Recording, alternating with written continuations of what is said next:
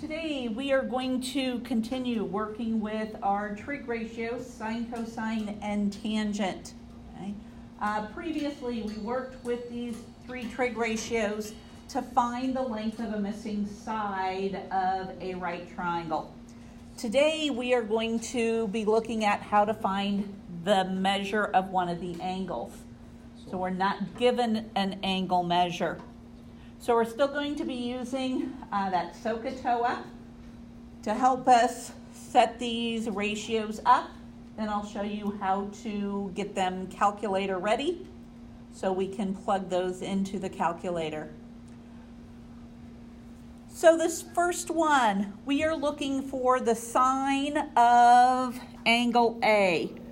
So even though we're looking for that angle, they didn't tell us how much it is. We need to focus on that angle when we're looking for those pieces that we need.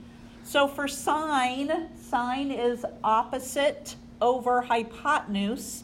So what is the length of the opposite side? 12. 12. And the hypotenuse is 20. SOHCAHTOA. Okay. Which would simplify, I heard, to 3/5. By the way, 60%. Okay. We don't need percentages though, Simon, so let's just pay attention up here, please. Okay. So we know the sine of angle A is 3/5.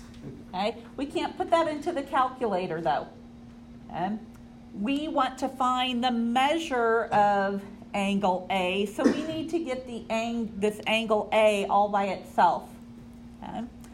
Lots of times people look at that and think, well, we want to divide by sine. Okay? We can't divide by sine. Sine is a function. Okay? It's not a number. Okay? The sine of the angle is a number. So we're not going to divide both sides by sine. We are going to use what we call the inverse function. Okay? So to get the A by itself, okay, it's inverse sine. It looks like sine with a -1 as an exponent.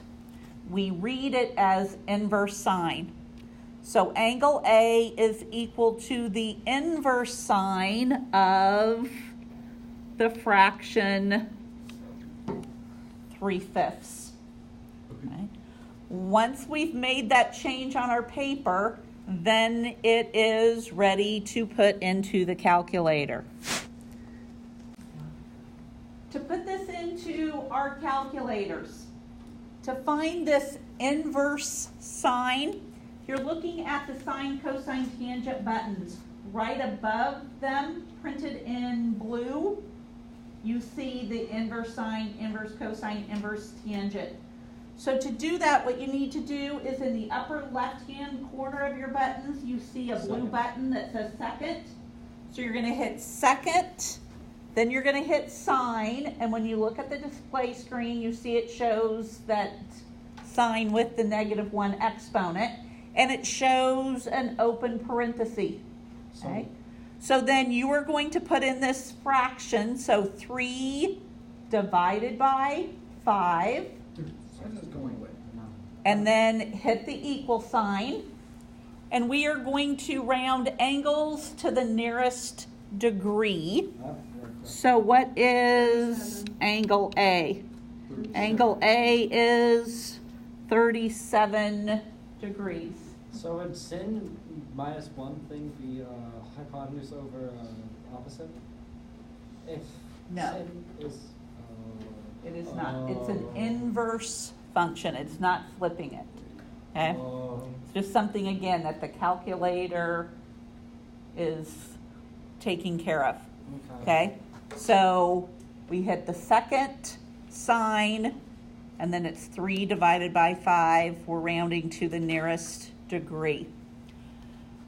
So the next one is asking for sine of angle C. So what is opposite of angle C? 16. My hypotenuse is 20. So again, first we need to get the variable by itself. So C is equal to the inverse sine. We simplify 16 over 20, what do we get?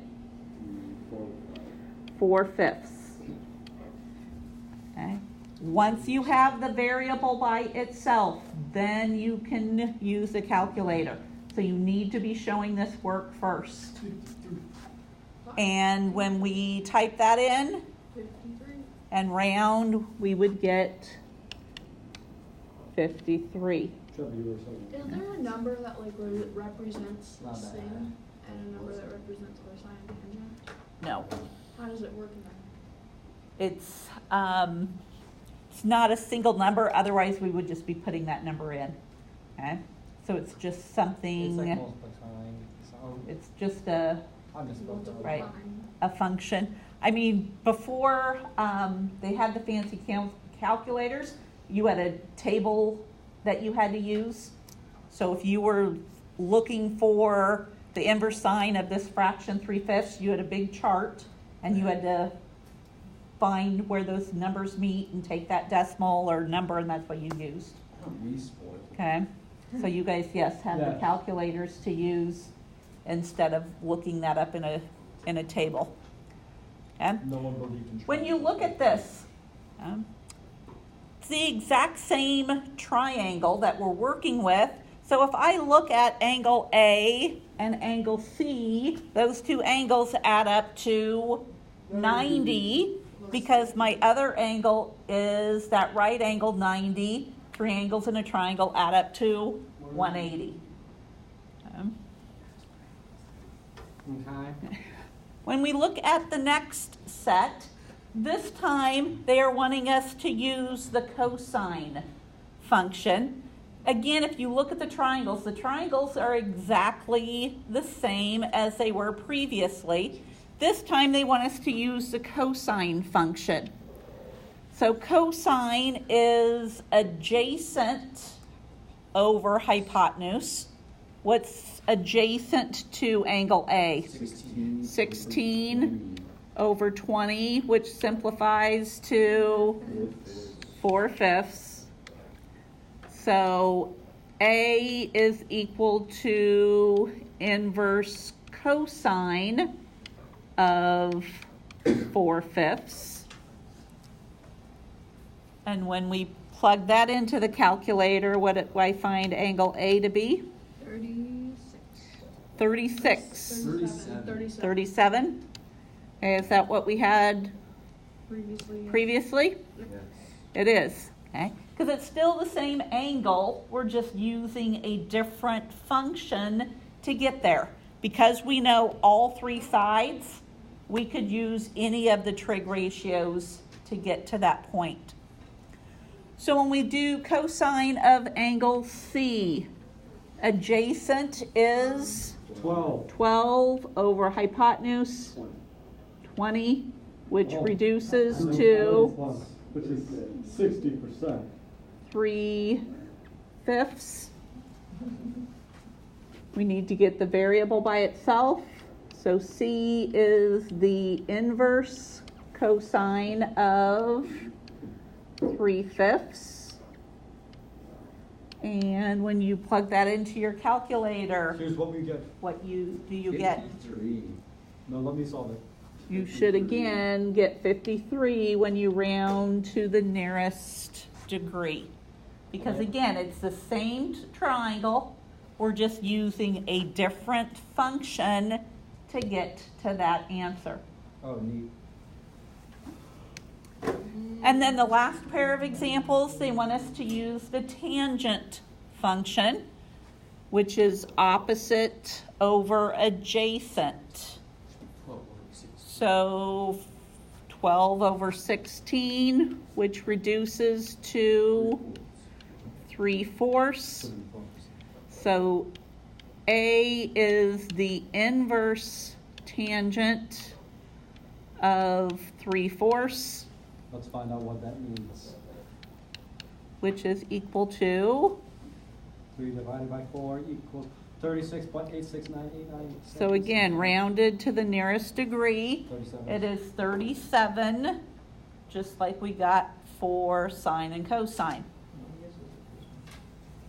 So wait, Tangent, Sine and cosine and tan are all the same thing. they're not the same thing because Oh. each time the fraction that we're using is different. Okay, it's a different method to get to the same answer. Okay. Okay?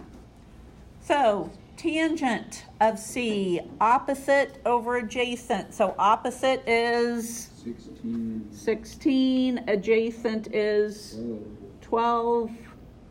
So that simplifies to 4/3. So angle C is equal to the inverse tangent of 4/3. And if you put that into your calculator, you again are going to get that answer of 53 degrees. Looks like I was wrong. Because again, the angle size is not changing in these different diagrams. Okay? So we're looking at a pair of the sides to be used. So similar to what you did in your homework assignment for today, we'll see in the homework assignment that I'll be handing out here. You're going to be looking at what two sides do you know, so you can figure out, are you going to use sine, cosine, or tangent to find your angle measures.